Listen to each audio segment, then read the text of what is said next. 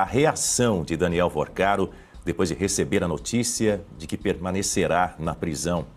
Berenice, quer dizer que assim que o banqueiro soube que a maioria dos ministros do STF decidiu mantê-lo preso, Vorcaro teve um surto dentro da cela?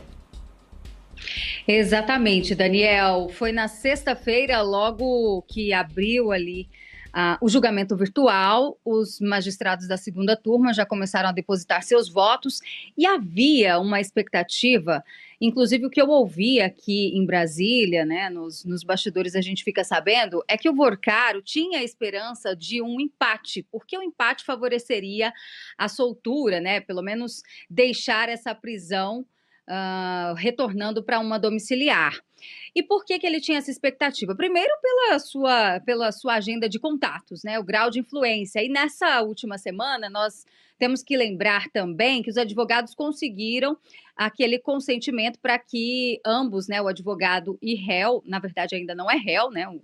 O suspeito, o Vorcaro, eles poderiam conversar sem gravação. Foi um consentimento, uma abertura que o Presídio Federal fez a ele, e justamente por isso ele estava com esperanças de que não ficaria muito tempo na prisão. E a cada hora, cada dia que ele passa na prisão, aumenta a chance dessa delação premiada acontecer, né, Daniel? Ele surtou na sexta-feira, quando formou-se maioria, já com 3 votos, no caso de Mendonça, obviamente, Cássio Nunes e Luiz Fux. Ainda na sexta-feira, nós comentamos aqui na Oeste que o voto de Cássio Nunes era uma incógnita, porque o filho do magistrado, né, do Cássio Nunes, é advogado da Refit, uma refinaria ligada a Daniel Vorcaro, e que também foi alvo da Operação Carbono Oculto, e que talvez isso poderia influenciar no voto de Cássio Nunes. Mas ele não decepcionou, né, os brasileiros que estão com sangue de justiça, né, com sangue no olho de justiça nesse caso.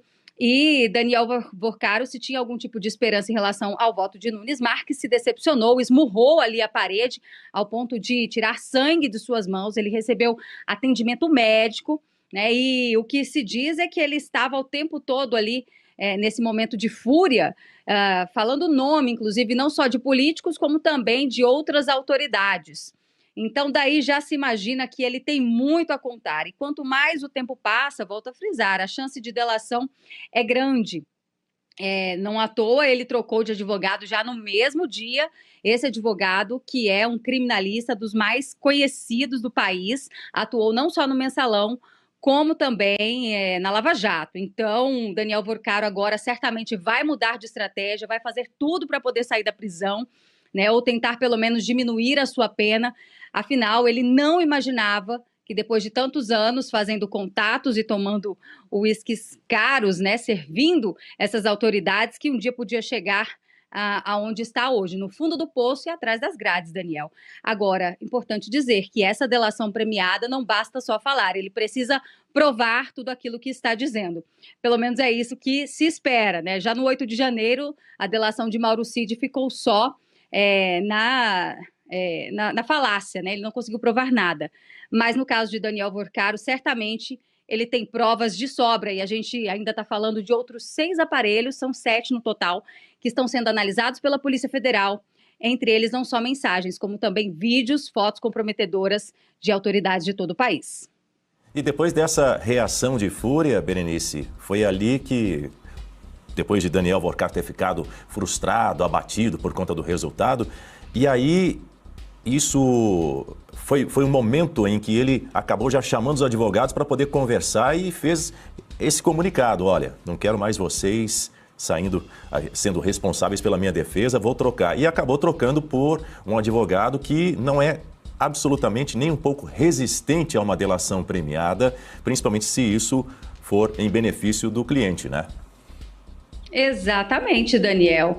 O José Luiz Lima, ele é acostumado a defender bandido, né? E quando a pessoa tem culpa no cartório, só resta ela tentar uma negociação. A gente está falando de políticos envolvidos no Mensalão, né, que recebiam propina para poder votar a favor do governo do PT. Quem é que não se lembra disso? E a gente está falando também da Lava Jato, que é o que tudo indica, vai ficar em segundo lugar no ranking da corrupção aqui do nosso país. Ele defendeu, inclusive, o Eduardo Cunha, aquele que não só trouxe uma delação premiada, como também negociou o impeachment de Dilma Rousseff. Então, Daniel, vale lembrar que o Vorcaro ele tem 5 escritórios atuando, né, na sua defesa. E agora, nesse momento, ele deposita todas as suas fichas, digamos assim, nesse advogado criminalista, como eu disse, que é muito conhecido. E veja que na própria explanação que vocês trouxeram ali, das características dele, né, como advogado, uma delas é ser especialista em tribunais superiores, e nós não estamos falando, nesse momento, de uma pessoa que tem parentesco com magistrados. Então, Daniel Vorcaro aposta realmente em um profissional que tem essa missão agora de fazer uma delação premiada. E dependendo das condições, dos nomes que ele trouxer, né, muito se fala que meia república pode cair, mas acredito que seja uma república inteira, porque os nomes vão de A a Z e ultrapassam os limites não só de quem está no mandato, no exercício de seu mandato, e eu não estou falando só do Congresso Nacional, como também no nosso Poder Judiciário. Isso envolve juízes de tribunais que vão de primeira instância até a última. Marcelo Rocha Monteiro, pegando o gancho no que disse a Berenice Leite, quem pode estar numa possível lista de delação premiada de Daniel Vorcaro? Quem sabe alguns frequentadores de clube de uísque, clube do uísque, enfim, quem mais? Frequentadores de clube de uísque, frequentadores do Cine Trancoso também, né? É bem possível, né? A delação, a lei diz que ela tem que ser confirmada, corroborada por outros elementos de prova. Então não basta ao delator simplesmente contar uma história. Não basta ao Daniel Vorcaro simplesmente delatar quem quer que seja. É preciso que ele tenha provas que confirmem essa delação. E eu tenho convicção de que ele tem essas provas. Por isso, por exemplo, é que ele, nas festinhas lá, que agora são apelidadas de Cine Trancoso, na casa que ele alugava, né? Agora parece que é dele, né? Uma mansão lá em Trancoso, no sul da Bahia, onde ele promovia festas, trazia prostitutas que necessariamente tinham que ser estrangeiras e sem falar português, que não soubessem falar português. Por que elas tinham que ser estrangeiras e precisavam não saber o português? Alguém acha que isso é algum tipo de tara? Claro que não, não é? É porque as conversas que rolavam ali, né, as conversas que aconteciam ali com altas figuras da República, né, eram conversas nada republicanas, eram negociatas, né? E ele não deixava essas autoridades ingressarem no recinto com o celular, porém ele filmava tudo, né? Ele tinha um circuito interno que filmou, está tudo filmado, está tudo registrado, né? Tenho absoluta certeza que tanto imagem quanto som estão nos arquivos do senhor Vorcaro. Então ele tem como provar, né? Por exemplo, olha, naquele dia eu recebi um senhor calvo, né? Uma importante figura da República, que nenhuma das mocinhas que eu levei para lá conhecia, porque elas olham para esse senhor calvo e não sabem quem é. Qualquer brasileiro olha para ele e sabe quem é, mas elas não sabem. E aí nós conversamos, eu tenho isso gravado, sobre um dinheiro, né? Uma quantia muito significativa, milhões e milhões que eu poderia dar para ele se ele me protegesse, né? E que eu poderia, para disfarçar, né, fingir que eu estava usando essa quantia para pagar honorários para uma determinada advogada. Certamente ele tem essas conversas registradas, né? E com isso ele vai validar, né, corroborar, confirmar a delação que ele vai fazer. Difícil dizer que todo mundo que está nessa lista, mas eu tenho convicção de que muita gente graúda, muita gente importante dos 3 poderes está aí, né? Da cúpula do Judiciário, do Congresso Nacional, né? Lideranças do Poder Legislativo e certamente também pessoas ligadas ao Poder Executivo, né? Eu lembro que o senhor Lewandowski, quando ministro da Justiça do governo Lula, continuava recebendo dinheiro do senhor Vorcaro. Segundo a apuração da CNN, Guta Pini, os advogados de Daniel Vorcaro teriam dito o seguinte, que a ideia inicial do banqueiro é mirar políticos e poupar o Supremo Tribunal Federal durante essa eventual delação premiada. Pelo menos 3 motivos são colocados na mesa para esse desenho inicial, segundo essas fontes próximas a Vorcar. Primeiro, seria uma forma de obter a validação da Procuradoria-Geral da República para uma delação, tendo em vista a proximidade de Paulo Gonet com ministros do STF. Há a releitura de que o PGR dificilmente aceitaria uma delação que atingisse a Corte. Tem mais, em especial devido à sua relação com Alexandre de Moraes, de quem se aproximou durante o inquérito da suposta trama de um golpe de Estado. Moraes, em tese, poderia ser alvo de uma delação em razão daquele contrato de 129 milhões de reais do escritório da mulher dele com Vorcar. Segundo, tem mais um ponto, porque o novo advogado de Vorcar, o José Luiz de Oliveira Lima, de quem estamos falando aqui, o Juca, levaria em conta as relações pessoais com a Corte, não colocaria em risco uma delação que atingisse o Supremo Tribunal Federal. E terceiro, uma delação premiada que atinja altas cortes de Brasília é considerada arriscada demais para o futuro profissional de qualquer escritório de advocacia. A lembrança mais recente é a própria Operação Lava Jato, diz aqui a CNN, que começou a ruir justamente quando começou a se aproximar do judiciário, diz a CNN. Dani, esses bastidores dão conta de que realmente é extremamente desafiador no Brasil, extremamente complicado chegar ali nas mais altas cortes do país. Essas pessoas realmente têm muita influência, muito poder. Não à toa, Daniel Vorcaro buscou aí estender a sua teia até o Supremo Tribunal Federal. Provavelmente, Daniel Vorcaro ainda tem alguma esperança de que o Supremo o livre de alguma condenação. E utilizando justamente esse argumento da delação premiada, igual aconteceu com o Cid, o Mauro Cid, né, naquela ação fajuta do golpe, em que ele teve a menor pena por conta de uma delação que teve pelo menos 9 versões.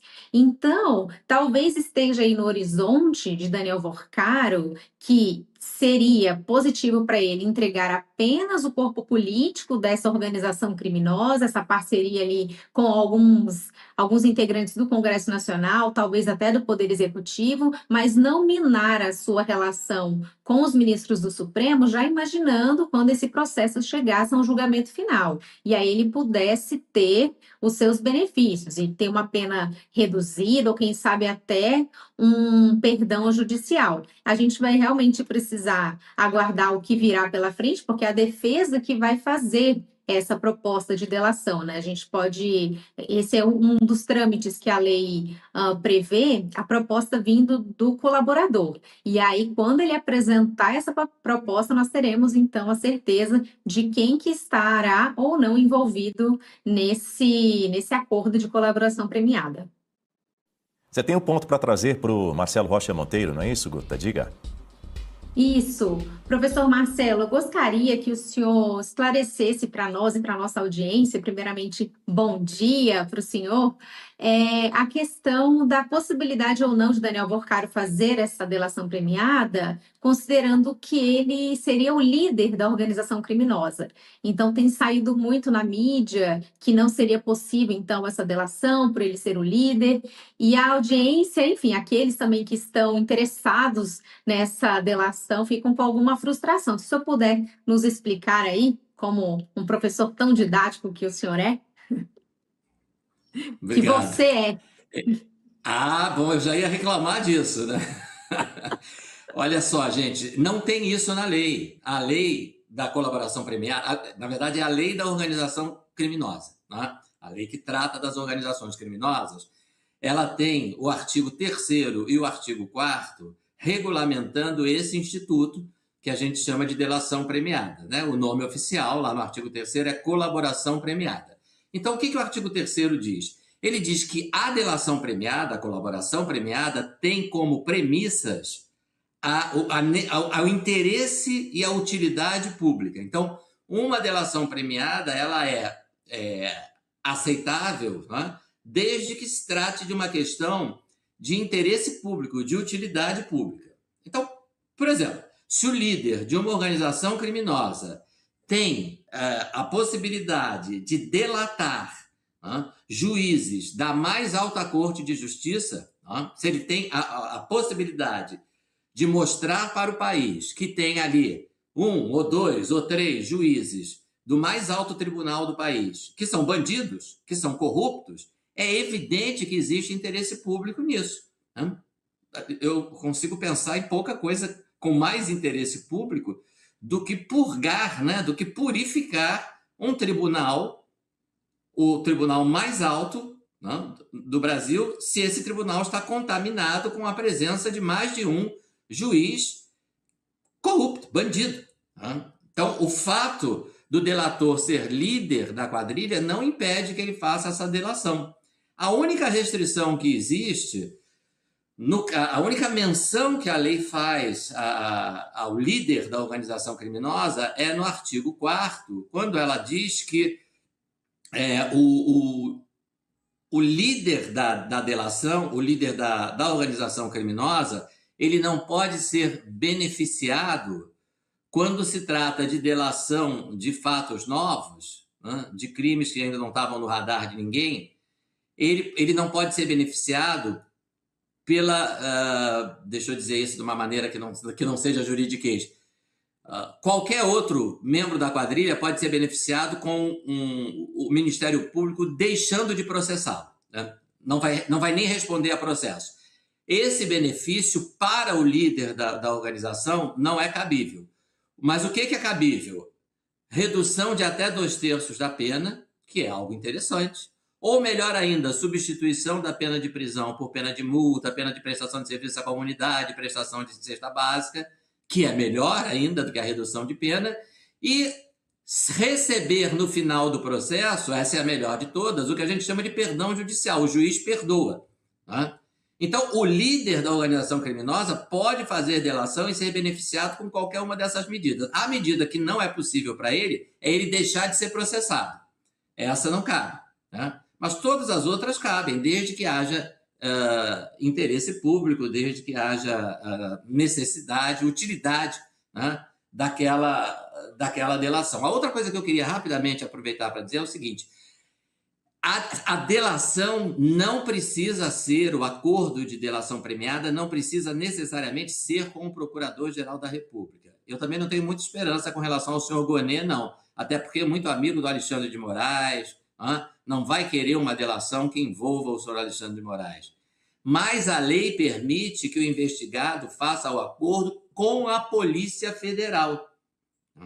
Então, essa equipe, e Polícia Federal, e não é o diretor da Polícia Federal, não, que eu também não sei se dá para a gente ter muita esperança. É com a equipe que está fazendo a investigação, e essa equipe está fazendo um trabalho de investigação sério.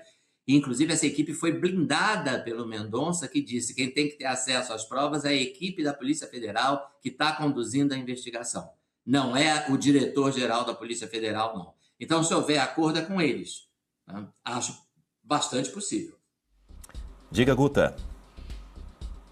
Só para relembrar a nossa audiência um último ponto, em relação a essa questão de ser líder ou não da organização criminosa, e por isso você tem seus benefícios reduzidos, há também a suspeita de que o verdadeiro líder dessa quadrilha, desse esquema, seja o senhor Augusto Lima, que começou com aqueles esquemas lá na Bahia, do Cred Sexta, o envolvimento do governo da Bahia, inclusive com influência do senador Jacques Wagner. Essas são as suspeitas que pairam. Então, se Daniel Alvorcaro também fizer uma delação nesse sentido, demonstrando quem realmente é o líder da organização criminosa, aí ele consegue, então, para ele, todos os benefícios da delação, também nem ser processado, porque daí ele já não seria mais o líder. Então, é um outro ponto para a gente continuar acompanhando.